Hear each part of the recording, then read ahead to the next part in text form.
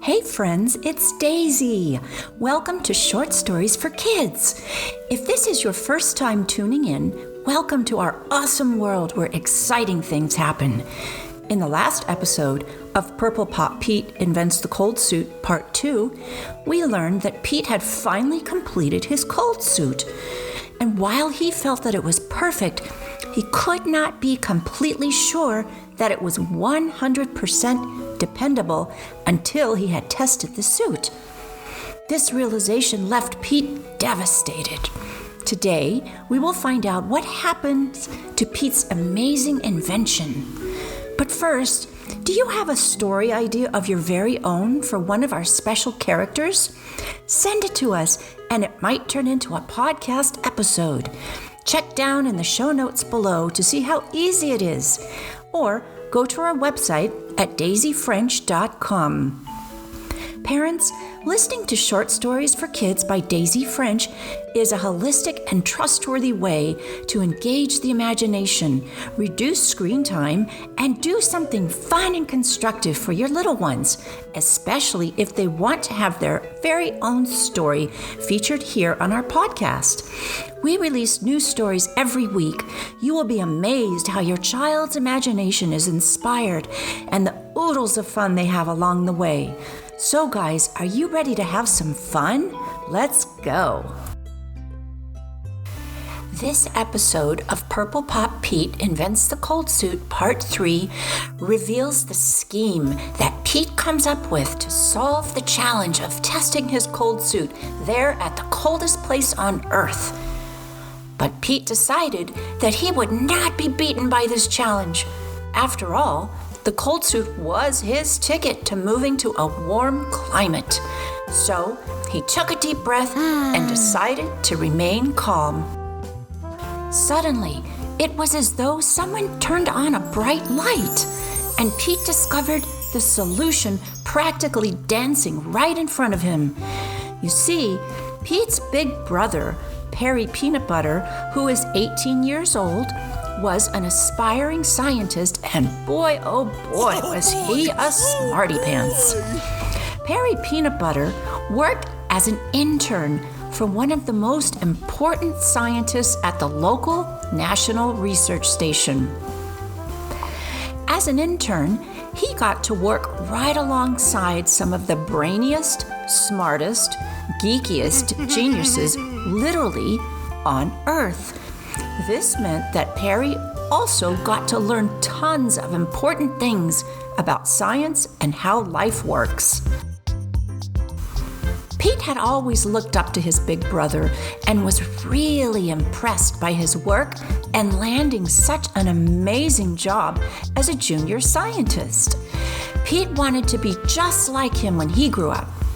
As one of the main helpers at the National Research Station there in Antarctica, Perry was privileged to be working on a major project with a bunch of Chinese scientists and other scientists who were visiting from Genhe, China. Together, they were all working on a major heat project that was part of China's Antarctic expedition. They called it geothermal heat flow. Whoa, what does that even mean? These were some really big words that Pete had no clue about. But I'm going to let you in on a little secret. These super guys and gals were testing heat that was derived from Mother Earth. This heat did not come from heaters, and it did not come from fireplaces. They were experimenting with natural heat that would keep them warm on the coldest place on Earth. But it also meant that eventually they could share their discoveries with the rest of the world. And that is exactly the moment when Pete got a shining discovery. Heat! My big brother is working with heat. No. He could barely contain his excitement. Woohoo! So that night over dinner, Purple Pop Pete gathered up all his courage and approached Perry Peanut Butter in his room and asked, "Hey Perry, can we talk?" Yeah, little dude, for sure. Pete felt that his big brother was the coolest confection ever. With nervous excitement, Pete shyly asked, Perry, I know you and your scientist friends work on experiments that involve heat. So I was wondering if you could help me test my cold suit since I need heat to test it. Perry Peanut Butter knew very well about Pete's cold suit, but he was secretly not that impressed. However, he was touched by his little brother's enthusiasm, so he agreed to help him. I need to see if my cold suit is able to resist high heat and stay frozen so it keeps me alive when I finally move to a warm climate. Pete explained, hoping to gain his brother's approval. Well, Perry Peanut Butter began to realize that the cold suit was actually a really cool invention. And Pete was always a little bit scared of his big brother since he was super, super smart, because Pete wanted to be just like him. Perry thought more and more about Pete's cold suit, since now he was getting involved. Sure, Pete. Why don't you come down to the station tomorrow after lunch? Oh, yes! Pete was so happy that he ran up to Perry Peanut Butter and gave him a big bear hug and said, Oh, Perry, thank you so much. I am so excited. What Pete did not yet know was that Perry had a secret interest to also live in a warm climate. Pete then dashed off to his room to prepare his 2 cold suits to make sure they were in tip-top shape. Pete could hardly sleep that night. He dreamed about his future as he grew more and more confident. He could envision himself living in a warm climate in Santa Monica, California, where his heart belonged. And in that same dream, as he left the plane at Los Angeles Airport to go to his new home, at his side was his brother, Perry Peanut Butter. After he awoke, Pete thought, wow, maybe Perry could come with me. Yeah! Could it be that the 2 frozen confections would move together? Oh, yeah! That is, if Pete's cold suit was a success.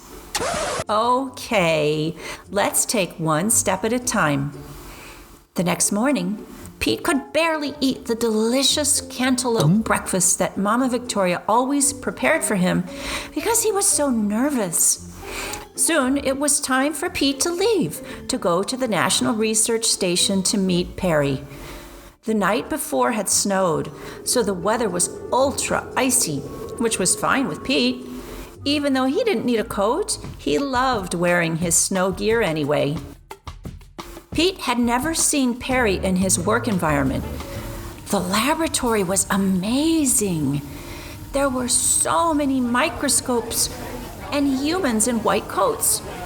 Pete was super impressed and thought his big brother was the coolest confection ever. Perry knew exactly what to do as he guided his little brother into a special room. Pete, put on your cold suit in that changing room over there, instructed Perry. Pete dashed into the changing room, put on his cold suit, turned on the switch, and claimed, Okay, Perry, I'm ready.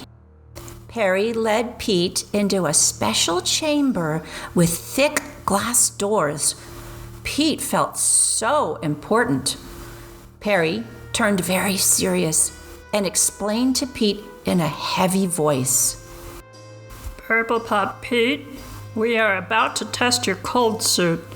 I'm going to turn up the heat slowly to maximum capacity. This is a very dangerous situation.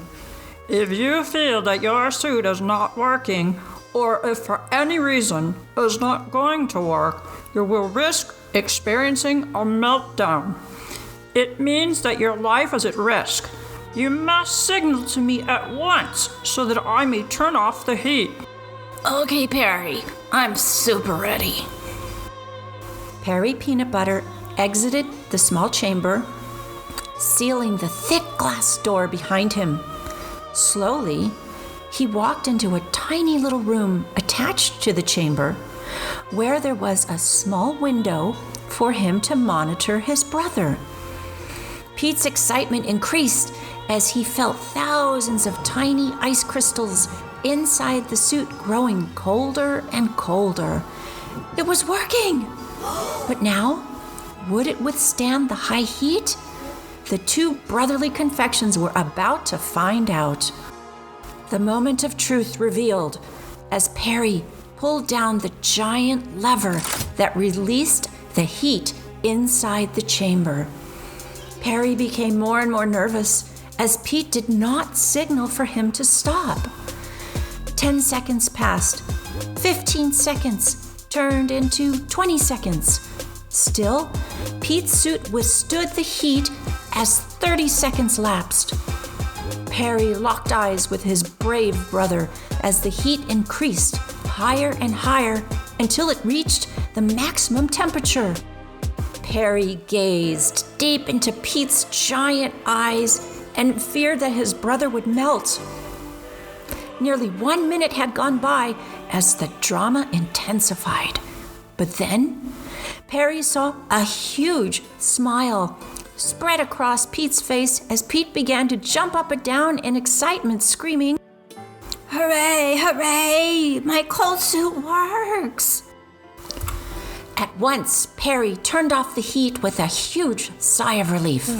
Yet, he could clearly see that his brother was not melting. In fact, Pete was as frozen as ever, even with the desert hot heat. In fact, the cold suit had withstood 120 degrees Fahrenheit.